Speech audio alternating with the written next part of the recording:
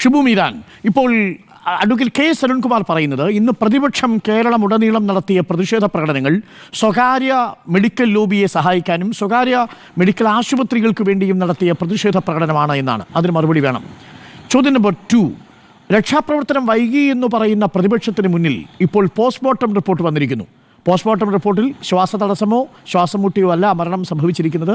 ആ ബീം വന്ന് വീണ് ഉള്ള മരണമാണ്, ഇൻസ്റ്റന്റ് ഡെത്താണ് എന്നാണ് മനസ്സിലാക്കുന്നത്. അങ്ങനെയാണെങ്കിൽ രക്ഷാപ്രവർത്തനം വൈകിയതുകൊണ്ടല്ല ബിന്ദു മരിച്ചത് എന്നതുകൂടി സ്ഥാപിക്കപ്പെടുകയാണ്.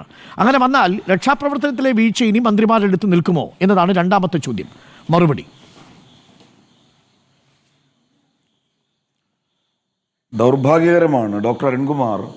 ബിന്ദു ഇന്നലെ ശ്വാസതടസ്സം നേരിട്ട് മരിക്കാൻ കട്ടിലിൽ കിടന്നല്ല മരിച്ചത്. ഒരു കെട്ടിടം തകർന്നു വീണപ്പോൾ ആ കെട്ടിടത്തിന് അടിയിൽ കുടുങ്ങി 2.5 മണിക്കൂർ കിടന്നിട്ടാണ് ആ സഹോദരിയെ നമുക്ക് നഷ്ടമായത്.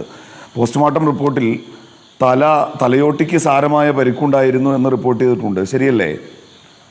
വാരിയെല്ലുകൾ ഒടിഞ്ഞു തകർന്നിരുന്നു എന്ന് റിപ്പോർട്ട് ചെയ്തിട്ടുണ്ട്, ശരിയല്ലേ? അങ്ങനെ പരിക്ക് പറ്റി ആ കോൺക്രീറ്റ് പാളികൾക്കിടയിൽ കിടന്നിരുന്ന ഒരാളെ എത്ര നേരത്തെ പുറത്തെത്തിക്കാൻ കഴിയുമായിരുന്നോ അത്രയും അയാളുടെ ജീവൻ രക്ഷിക്കുന്ന കാര്യത്തിൽ നമുക്ക് പ്രതീക്ഷയുണ്ടായിരുന്നു എന്ന സാമാന്യ വസ്തുത മറ്റാര് നിഷേധിച്ചാലും ഡോക്ടർ അരുൺകുമാർ താങ്കൾ നിഷേധിക്കും എന്ന് ഞാൻ വിചാരിക്കുന്നില്ല. കാരണം ഇന്നലെ അവിടെ കണ്ട ദൃശ്യങ്ങൾ, ഇന്നലെ പകൽ സമയം നമ്മൾ കണ്ടതും റിപ്പോർട്ടർ ചാനലടക്കം കേരളത്തിലെ ജനങ്ങളെ കാണിച്ചതുമായ കുറേ ദൃശ്യങ്ങളുണ്ടല്ലോ ഡോക്ടർ അരുൺകുമാർ. ആ ദൃശ്യങ്ങൾ എന്തായാലും സ്ക്രിപ്റ്റ് എഴുതി നിങ്ങൾ ചിത്രീകരിച്ചതോ ഞങ്ങളുടെ നിർദ്ദേശപ്രകാരം അതിനു മുൻപിൽ ആളുകൾ അഭിനയിച്ച് കാണിച്ചതോ അല്ലല്ലോ. ഈ മന്ത്രിമാർ രണ്ടുപേരും പാഞ്ഞെത്തിയിട്ട് എന്താ പറഞ്ഞത്? സാരമായ പരിക്ക് ആർക്കുമില്ല. പിന്നെ എന്താ പറഞ്ഞു വെക്കാൻ ശ്രമിക്കുന്നത്? ഈ കെട്ടിടത്തിൽ ആരുമില്ല, ഇത് പ്രവർത്തനരഹിതമായ കെട്ടിടമാണ്.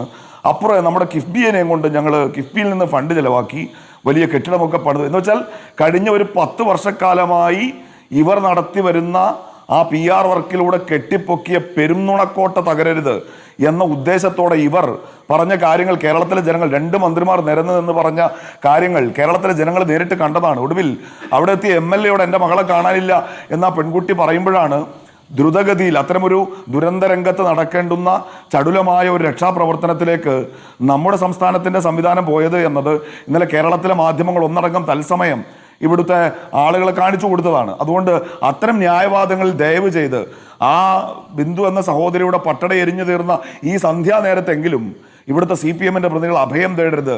നിങ്ങളുടെ ഈ PR വർക്കിന് ആ സാധു കുടുംബത്തെ ഇരകളാക്കരുത് എന്ന് പറയാൻ ഞാൻ ആഗ്രഹിക്കുകയാണ്. പിന്നെ സ്വകാര്യ ലോബികളെ സഹായിക്കാൻ എന്നാണ്. ഇന്നാണ് നമ്മൾ ബിന്ദുവിൻ്റെ ചിതയെരിയുന്നത് കണ്ടത്. നാളെ നേരം പുലരുമ്പോഴാണ് തൻ്റെ ആരോഗ്യം സംരക്ഷിക്കാൻ കേരളത്തിൻ്റെ ബഹുമാനപ്പെട്ട മുഖ്യമന്ത്രി അമേരിക്കയിലേക്ക് പോകാനിരിക്കുന്നത്. അപ്പം തന്നെ വേണം നമ്മൾ ഈ സ്വകാര്യ ലോബിക്ക് വേണ്ടി ഇവിടെ സമരം നടക്കുന്നത്.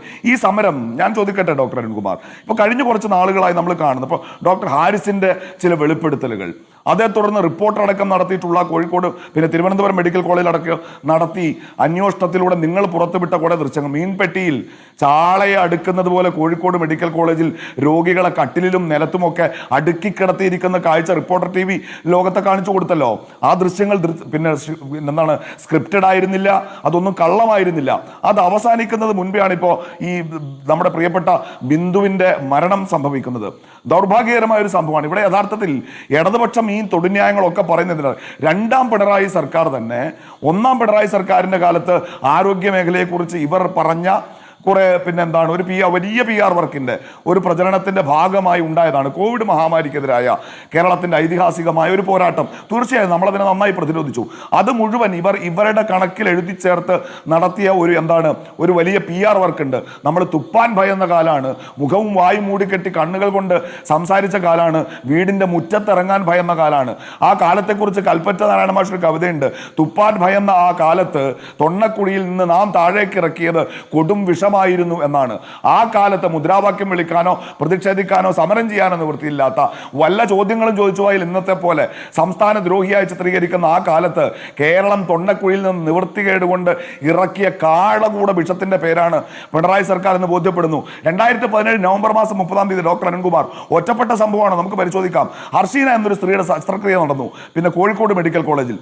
പിന്നീട് വർഷങ്ങൾക്ക് ശേഷം അവരുടെ വയറ്റിലൊരു കത്രികയുണ്ടെന്ന് ബോധ്യപ്പെട്ടു. ഇപ്പൊ കൊല്ലം എട്ടാവാണ്. അവർ നഷ്ടപരിഹാരം വ്യഭിചാരത്തിന് കേസ് നടത്തുന്നു. ഇവർ നിയോഗിച്ച മെഡിക്കൽ ബോർഡ്, ഇവർ നിയോഗിച്ച ആഭ്യന്തര അന്വേഷണ സമിതി, അവർ പറയുന്നത് കോഴിക്കോട് മെഡിക്കൽ കോളേജിലെ കത്രികയല്ല എന്നാണ്. എന്ന് വെച്ചാൽ വിശന്നപ്പോൾ പിന്നെ ഹർഷീനെ എടുത്ത് വിഴുങ്ങിയതാണ് എന്ന് നാളെ ഇവിടെ കോടതിയിൽ വാദിക്കുന്നത് നമ്മൾ കാണേണ്ടി വരും. എത്ര കാര്യങ്ങൾ ഇതുപോലെ ചൂണ്ടിക്കാണിക്കാൻ കഴിയും. വിരല് പരിക്ക് പറ്റിയ ആളുടെ നാവ് ശസ്ത്രക്രിയ. ICUവിൽ ഡോക്ടർ അരുൺകുമാർ, താങ്കളുടെ ഒരു ബന്ധു ശസ്ത്രക്രിയ കഴിഞ്ഞ് കിടപ്പുണ്ടെങ്കിൽ ആ ബന്ധുവിനെ ഒന്ന് കാണാൻ താങ്കൾക്ക് എത്ര ആളുടെ അനുവാദം വാങ്ങേണ്ടി വരും? ICUവിൽ ശസ്ത്രക്രിയ കഴിഞ്ഞ് അർദ്ധബോധാവസ്ഥയിൽ കിടക്കുന്ന രോഗിയെ അതേ ആശുപത്രിയിലെ ജീവനക്കാരൻ ലൈംഗികമായി ഉപദ്രവിച്ച വാർത്ത ഈ കേരളത്തിൽ നിന്ന് പുറത്തു വന്നത് ഈ രണ്ടാം പിണറായി സർക്കാരിന്റെ കാലത്താണ്. ഇങ്ങനെ നമ്മൾ പറയാൻ തീരുമാനിച്ചാൽ ഒറ്റപ്പെട്ട സംഭവങ്ങൾ 1000 എണ്ണങ്ങൾ നമുക്ക് ചൂണ്ടിക്കാണിക്കാം. പേവിഷബാധയേറ്റ് കുട്ടികൾ മരിക്കുക, ബ്ലാക്ക് ആൻഡ് വൈറ്റ് സിനിമകളുടെ കാലത്ത് നമ്മളത് കേട്ടിട്ടുള്ളൂ. നിയ ഫൈസൽ എന്നൊരു കുട്ടി മരിച്ചല്ലോ, പുനലൂരിലെ ആശുപത്രിയിൽ കുത്തിവെച്ചിട്ട് കുറച്ച് വാക്സിൻ ബാക്കി വന്നപ്പോൾ മുറിവിലേക്ക് ഒഴിച്ചു കൊടുത്തിട്ട് കെട്ടിവെച്ചു എന്ന് പറഞ്ഞത് നിയ ഫൈസലിന്റെ ഉമ്മയാണ്. ആ ഉമ്മ സ്വകാര്യ ലോബിയെ സഹായിക്കാനാണോ ഇത് പറഞ്ഞത്? എൻ്റെ അമ്മയെ തേടി തുടങ്ങിയത്, അവരെ അന്വേഷിക്കാൻ തുടങ്ങിയത് ഞങ്ങൾ വിളിച്ചു പറഞ്ഞതിന് ശേഷമാണ് എന്ന് നവനീത് എന്ന ബിന്ദുവിന്റെ അമ്മ ചങ്കുപൊട്ടി പറയുമ്പോൾ നവനീത് അച്ഛനെ പിന്നെ സ്വകാര്യ ലോബിയെ സഹായിക്കാണോ? അവരുടെ ഭർത്താവ് വിശ്രുതൻ സ്വകാര്യ ലോബിയെ സഹായിക്കാണോ?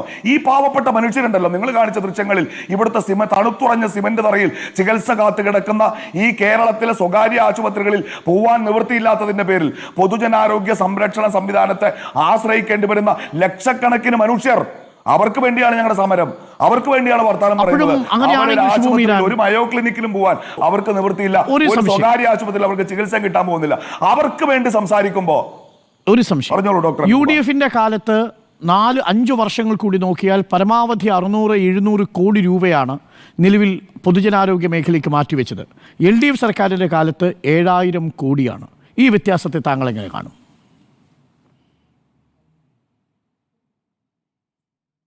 $700 കോടി എന്ന കണക്ക് വസ്തുതാപരമല്ല. 1. 2, ഞാൻ പറയട്ടെ ഡോക്ടർ അരുൺകുമാർ, 10 വർഷങ്ങൾക്ക് മുൻപുണ്ടായത് ഇപ്പോൾ ഒരു കെട്ടിടം നിർമ്മിക്കാൻ തീരുമാനിക്കുന്നു. ഡോക്ടർ അരുൺകുമാർ പിന്നെ നമ്മൾ ലളിതയുക്തിക്ക് ആലോചിക്കോ, ഒരു കെട്ടിട നിർമ്മാണത്തിന്റെ അന്നത്തെ ചെലവും ഇന്നത്തെ ചെലവും തമ്മിലുള്ള വ്യത്യാസം എത്രയാണ്? നമ്മൾ കാണേണ്ടത് UDFന്റെ കാലത്തെ പറയുമ്പോൾ ഇപ്പോൾ ആരോഗ്യ വകുപ്പ് മന്ത്രി തന്നെ അവരുടെ ഫേസ്ബുക്കിൽ 3 ദിവസം മുമ്പ് പങ്കുവെച്ചൊരു കണക്കുണ്ട്. ഒരൊറ്റ കണക്ക് ഞാൻ പറയാം ഡോക്ടർ അരുൺകുമാർ.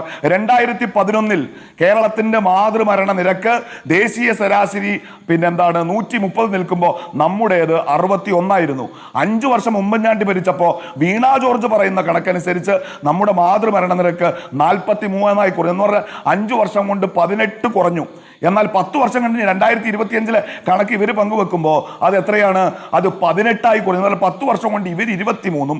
ഉമ്മൻചാണ്ടിയുടെ കാലത്ത് ആ നമ്പർ മാത്രം നമ്മൾ 18 കുറച്ചു കൊണ്ടുവന്നു.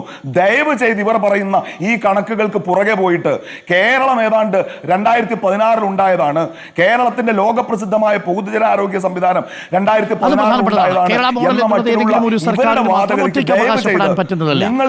കേരളം എത്രയോ പതിറ്റാണ്ടുകളായി ഒന്നാമതാണ്. നമ്മൾ എത്രയോ പതിറ്റാണ്ട് ചോദ്യങ്ങളെയും നമ്മുടെ പൊതുജനാരോഗ്യ സംവിധാനം. മറുപടി അരുൺ തരട്ടെ.